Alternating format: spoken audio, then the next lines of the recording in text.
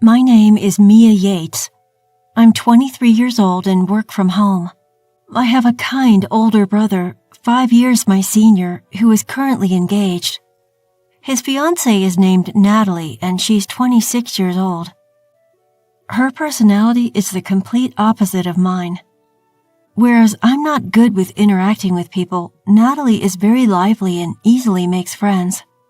Natalie has already become close to our parents and often comes to our house alone. Today, too, she came without contacting us in advance. When the doorbell rang, my mom knew it was Natalie and greeted her with, "Welcome." Natalie came into the living room with my mom, saying, "I'm back." Then she looked at me with a baffled expression. "Mia, you're still at home?" She spoke without even greeting me. I replied, "I'm working from home," to which she retorted, "Enough with that, you need to get a job." Unable to argue, I decided to retreat silently back to my workspace. My room is a soundproof room, added to our existing house. I received permission from my parents and designated the layout myself. It's my favorite place. Of course, I paid for all these modifications myself. This room is my castle, so I keep it locked and don't let anyone in. To enter, one must unlock the soundproof door and open another door inside. As soon as I entered, I vented my frustrations, exclaiming, "I told her I'm working! Why does she make me repeat myself?" Since I couldn't say it directly to Natalie. Shouting until I felt relieved helped me to forget the unpleasantness. Around lunchtime, a small light bulb that serves as my bell in my room started to blink. Thinking it's probably time for lunch, I left my room and headed to the living room where lunch was already prepared at the dining table. My mom said, "Let's have lunch together," so I sat down at my usual spot, only to find Natalie sitting across from me looking displeased. "You get hungry even though you don't work. Don't you ever think about making your father and mother feel at ease? You're just like a parasite." I silently kept my head down and listened to Natalie's words. Once my parents sat at the table and said grace, I also said grace and started eating. Natalie seemed unhappy with my parents, who didn't scold me even though I didn't work. "Your father and mother are too lenient with you, Mia. I can't feel secure about marrying into this family if this continues." She continued eating her lunch angrily. My parents smiled and said, "Don't worry, just marry into our family." But Natalie didn't seem satisfied and continued to express her concerns to them. "I can't be reassured. What happens if you two can't take care of Mia anymore? Do you expect me or my future children to look after her?" She assumed I'd be a shut-in for life, leeching off others, so I stopped eating and hung my head low, mentally contradicting her claims. Seeing this, my mother told Natalie, "Mia does work, you know. Don't worry." But Natalie wouldn't stop. At 23, look at her appearance. Braided hair, thick glasses, and always wearing sweats. Who would believe she's working, looking like this? Frustrated, I countered in a soft voice. "Appearance has nothing to do with work." This seemed to upset her even more, and she grew angrier. "Well, what kind of job do you do then? Say it," she demanded, glaring at me. I became so scared that I couldn't say anything. It was my mother who answered for me. "Only our family knows about Mia's job. I'm sorry, but we can't discuss it right now." Hearing this, Natalie stood up and stormed off, saying, "So I'm not in this family? Is that it?" I apologized to my parents for causing such a scene. My father reassured me. "Don't worry about it, Mia. Just do what you love," he said with a smile.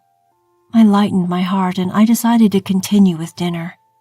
Over the meal, I proposed, "After my brother's wedding, I'll make sure I can tell Natalie about my job."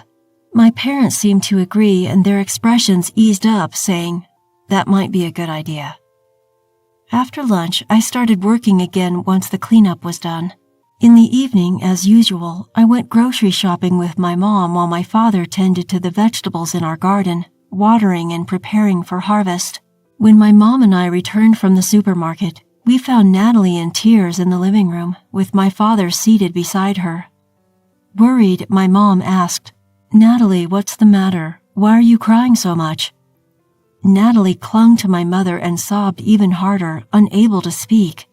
Seeing the troubled look on my father's face, I asked him what had happened. "I heard a loud noise from inside the house when I was in the garden. I rushed toward the sound."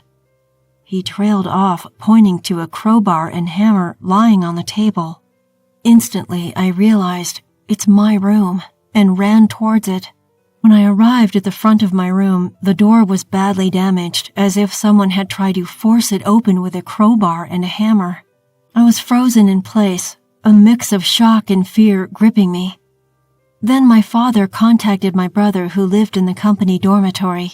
Deemed that my brother promised to rush over after his work, so I told my father, "I'll stay in my room until my brother arrives," and decided to calm down in my room.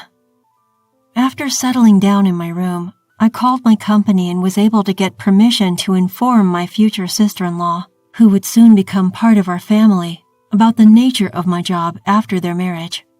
Seeing the room light flicker, I figured my brother had arrived.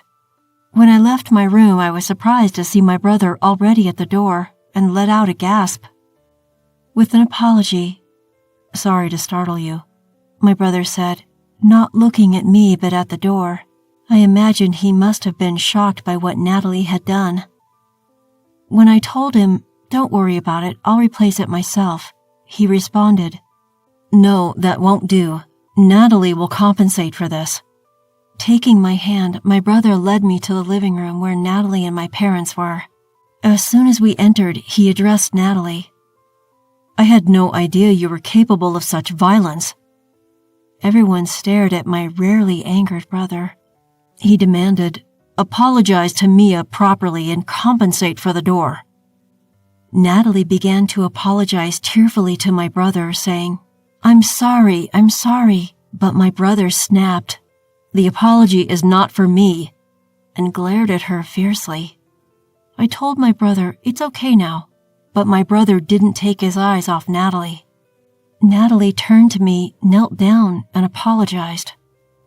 "I won't do something like this again. I will compensate for it."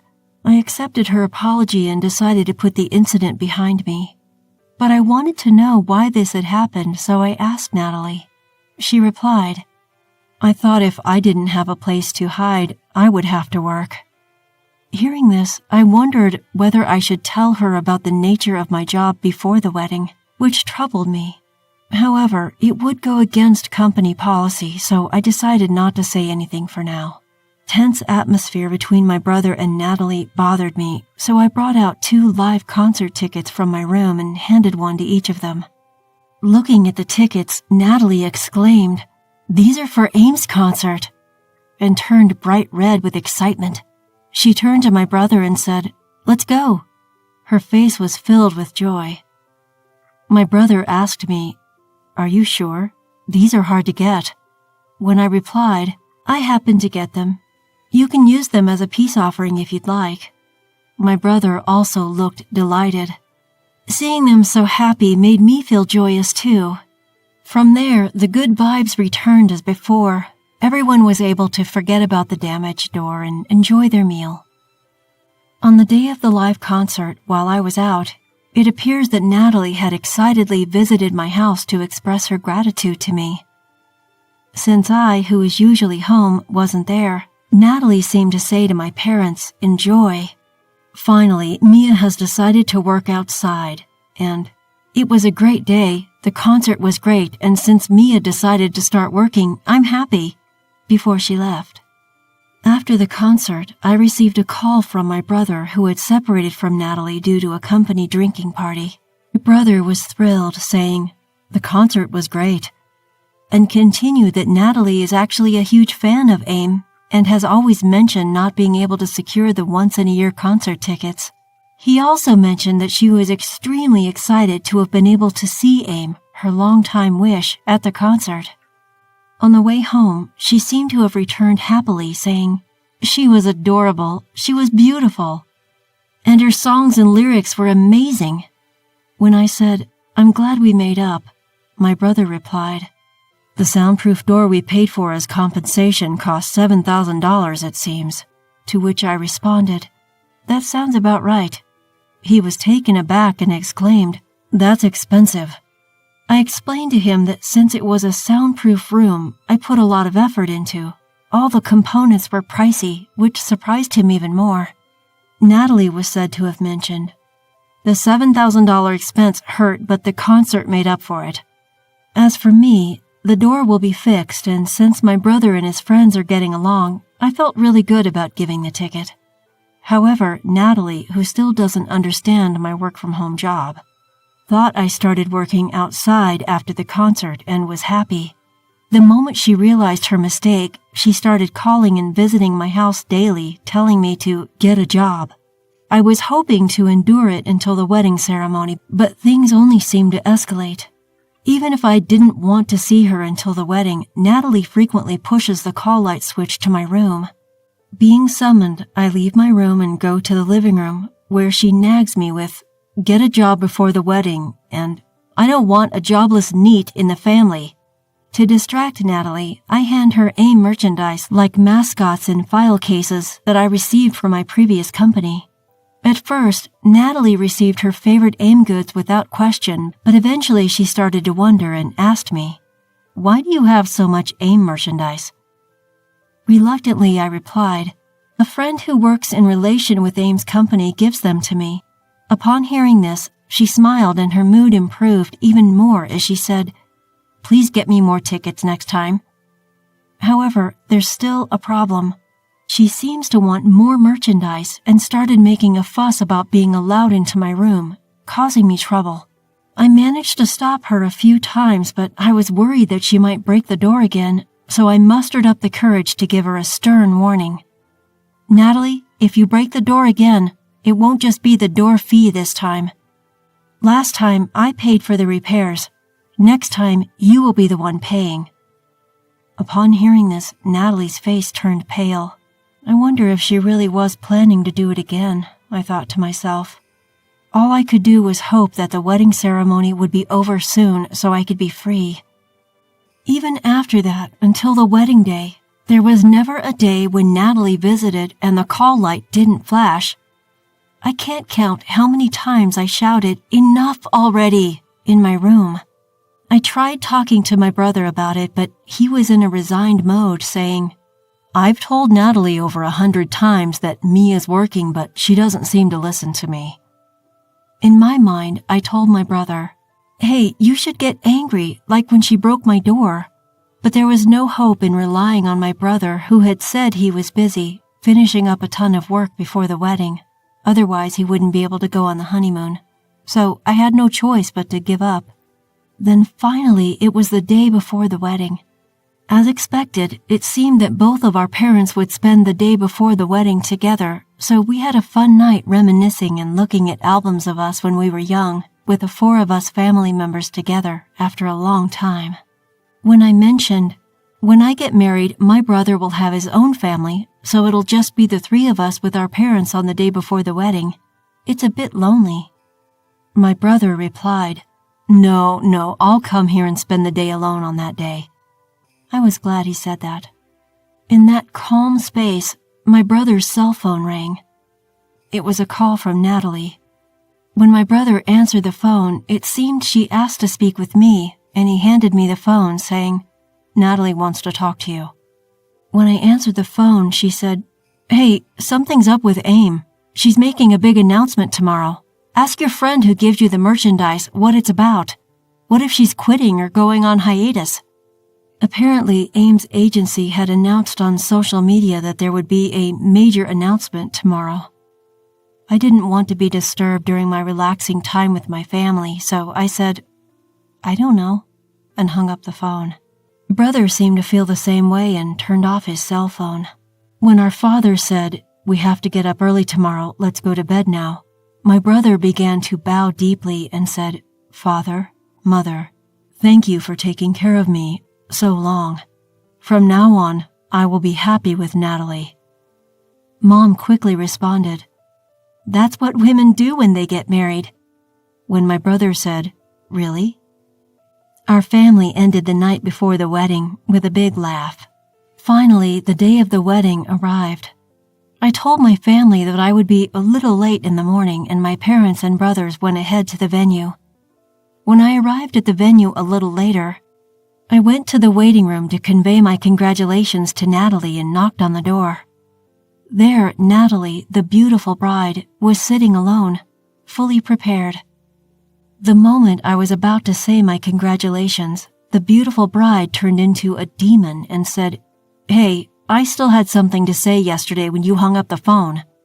I apologized, and when I asked what she wanted, she said to me, "You can go home now." I said, "But it's my brother's wedding."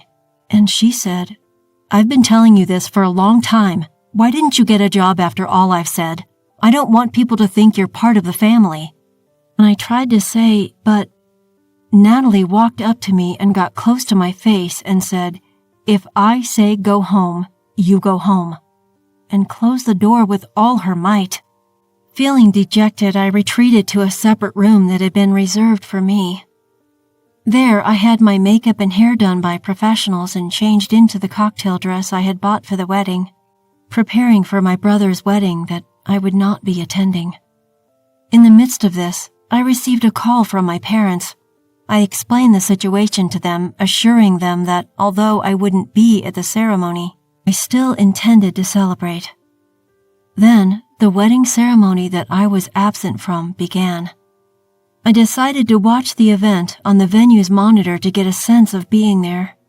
There was a moment when my brother looked for me and I nearly broke down in tears. But I told myself, it's a day for celebration, not tears, and continued to watch and bless the event. After the entertainment was over, the female MC said, "We have a celebration video for the stars of today's show. Please look at the monitor." The room darkened and a video started playing on the monitor. The room erupted in screams of delight. The image on the screen was of Aim, whom Natalie loved so much, and then shared a congratulatory message. "Yes, in truth, I am Aim. Congratulations on your marriage, brother and Natalie." Natalie looked surprised and turned to my brother. He seemed to be saying, "That's Mia. I've been eagerly awaiting this day, but I'm sorry I couldn't attend due to urgent matters." After giving a false excuse for my absence, I shared a simple congratulatory message, then revealed, "Natalie, I'm sorry I never told you that I'm part of your new family. However, I've decided to work overseas. We probably won't see each other in the future, so feel free to pretend we're not family. Oh, and I wasn't a shut-in. I was working in my home studio." Although I let a bit of sarcasm slip, I ended my message saying, "I wish you happiness." I'm a singer-songwriter named Aim who gained popularity on social media. My stage name, Aim, is my real name, Mia, spelled backward. I worked from home, recording songs and writing music after joining a talent agency. When the lights came back on, all eyes were on Natalie. She was as pale as a ghost and looked utterly dumbfounded. Once my job was done, I left the venue with the hair and makeup artists and other staff. Later on, my brother called. Apparently, after we left, Natalie was supposed to thank the guests and see them off, but instead, she was running around the venue looking for me. When she found I had already left, she broke down crying in front of the folding screen. What's more, I heard from friends that she's now known as the bride who isn't considered family by Aim, and my speech from the wedding has gone viral on social media. I heard she regrets what she did and can't even go out in her neighborhood anymore. Whew! What can a loser like you do? My brother snorted as he said those words. Living with my brother and his wife, our mother was being taken advantage of. She arrived at our house in a worn-out state, crying, "I don't want to return there." The sight of her played in my mind as I clenched my teeth. "Hey, are you sure you can support that old hag? Are you going to take her in? Huh?" He was treating our beloved mother so badly and was ridiculing me as well. A wave of anger surged within me and I gripped the phone tighter. Still, I responded calmly. "If you're okay with it, I'll take her in. My name is Rena. I'm 30 years old this year. married for 4 years. I have a happy life with my kind husband and our 2-year-old daughter. We're blessed in our work and lead a joyful life. I glanced at the date on the calendar and pulled out my smartphone. Today is my mother's birthday. Happy 58th birthday, Mom. Are you well? Is there anything bothering you? I texted her and soon got a reply. Thank you for your text. I'm doing fine. Don't worry. How are you and your family? I'm always praying for your happiness. Even after reading her response, I couldn't help but worry. Currently, my mother is living with my brother and his wife at our childhood home. Our family was a household of 4. My father, my mother, older brother, and me. My father was a strict disciplinarian, with strong patriarchal beliefs and a controlling type. Because of him, my mother and I had been oppressed all along. My maternal grandfather worked at a company owned by my father's father, my paternal grandfather, and my mother was chosen to be the wife of the future company president. Due to the absolute power disparity between the 2 grandfathers, she could not refuse and was sent off to marry him almost like a hostage. The company also fell due to the burst of the economic bubble before my father could take over. However, it seems like they still had money left, and I never saw my father work. He would start drinking in the daytime, and his abusive words were directed at my mother and me. Living in fear of his quick temper, my mother had no choice but to obey. Even so, my father held steadfast to his outdated belief that women were inferior and men were unquestionably superior. He doted on my brother with this perspective, treating him as if he was something special. My brother got anything he wanted growing up, while I could never even express my desires. "A woman shouldn't be greedy," our father would scold. It's due to this upbringing that my brother developed a sense of entitlement, always believing he was special, while treating me as less than him, constantly ridiculing me. I remember how painful it was to grow up in such an environment. Every day I dreamed of leaving home as soon as possible. Despite my excellent grades, my brother, who performed poorly in school, was allowed to go to expensive private high school and college, while I was not even permitted by our father to attend high school. "Women don't need education. It's a waste. You should either get married soon or start working at a minimum wage job," he would say dismissively. I remember the time when my brother told me, "You're a dumb girl who's a failure. It's a waste for you to go to high school." And I cried in frustration at the utter unfairness of it all. In the end, my mother secretly arranged for me to attend a boarding high school. Despite the tough home environment, my mother was always on my side. "Rena, it's okay. You can escape from here. You will surely find happiness." I remember my mother saying these words before I went off to high school. I graduated from university using scholarships and money I earned myself. Since high school, I've barely returned home. I didn't attend my brother's wedding, and I didn't tell them when I got married. But I kept in touch with my mother, and occasionally met up with her. It's not an overstatement to say that I owe who I am today to my mother, a presence of utmost importance in my life. She was a gentle soul who may have been weak-minded, but loved me with all her heart. I always wish happiness for her. I remember when our father died from years of poor lifestyle habits. I didn't attend the funeral, but I received shocking news from my mother. On his deathbed, my father told my brother and his wife to move back home and live with our mother. Since then, my brother and his wife have been living with my mother.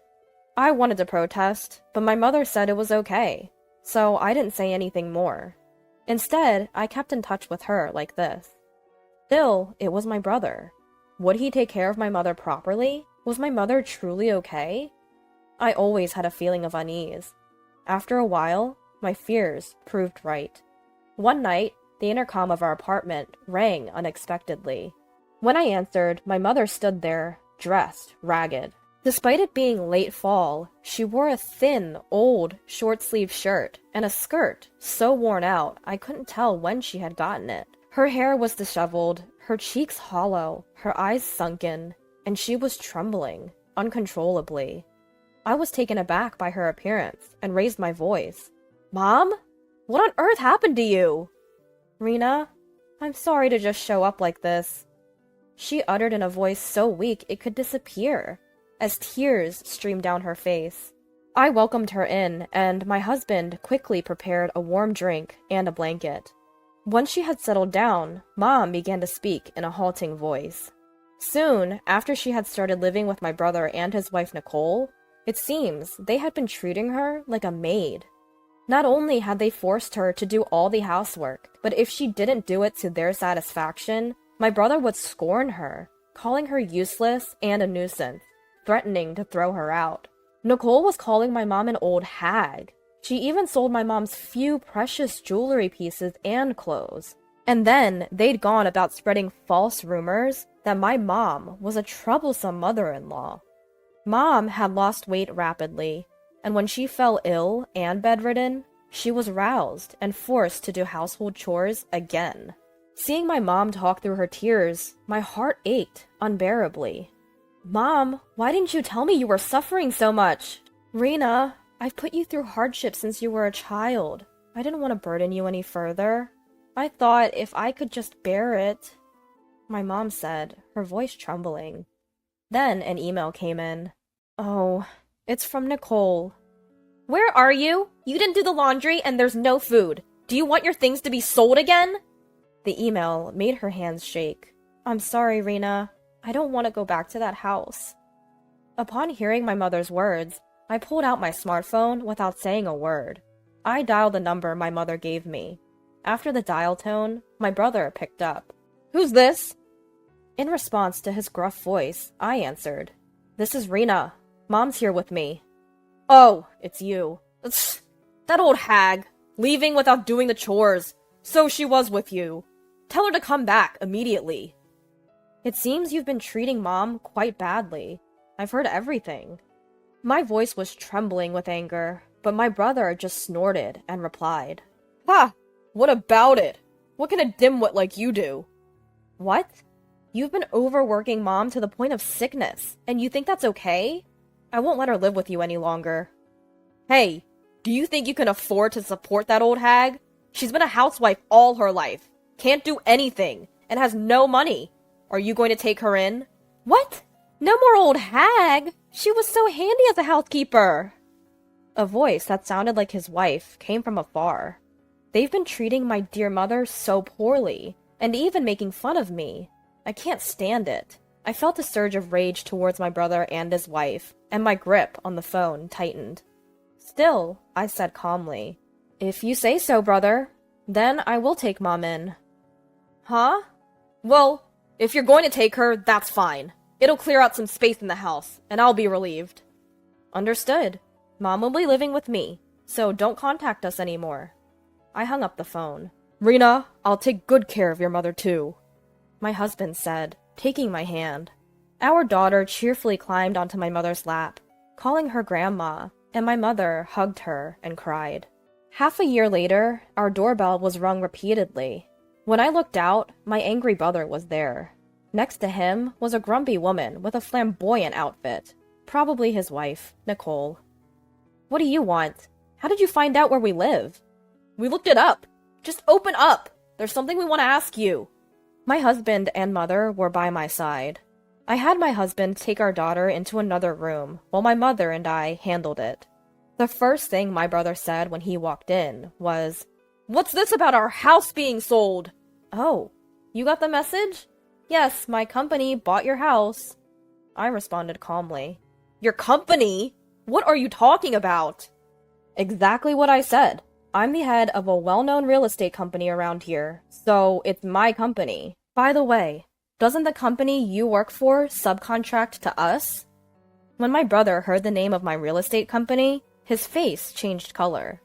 That's ridiculous! You, a dropout and a loser, working at that real estate company? And you're the head? That's impossible. If you're suspicious, why don't you make a phone call or something to verify? But please, don't cause any inconvenience to the company. I showed him my business card. As soon as he saw the card, my brother fell silent. His face flushed red. Indeed, after graduating from university, I had worked hard and been hired by a major real estate company. Later, I was headhunted as an executive for a newly established company, Company A. For your information, I met my husband at work, and we got married. He's what you would call a landowner, so I think we're considerably wealthier than you.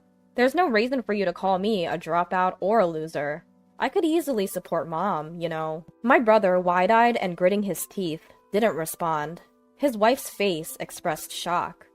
Damn it! Okay. What about our family home? What do you mean you sold it? My brother nearly foamed at the mouth as he yelled. My mother, who had remained silent until now, finally spoke up. You may not have known, but after your father passed away, the house was transferred to my name. So I sold the house and land to Rena's company, using my rights. So you should leave as soon as possible. What? What are you talking about, old woman? Wait, what's going on? You said that as the oldest son, the house was yours, didn't you? My brother and his wife were in a panic, their complexions changing rapidly. What's wrong with me selling something that's in my name? Sorry to break it to you, but I've broken free from your influence. I won't live as you dictate anymore, my mother said resolutely. In response, my brother yelled at her.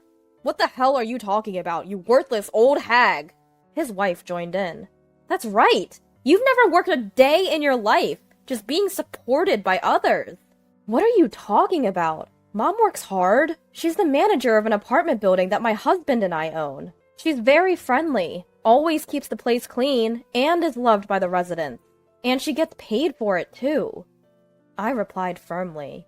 Upon hearing this, my brother, who had been standing until then, fell silent and slumped into a chair. Next to him, Nicole whispered something in his ear.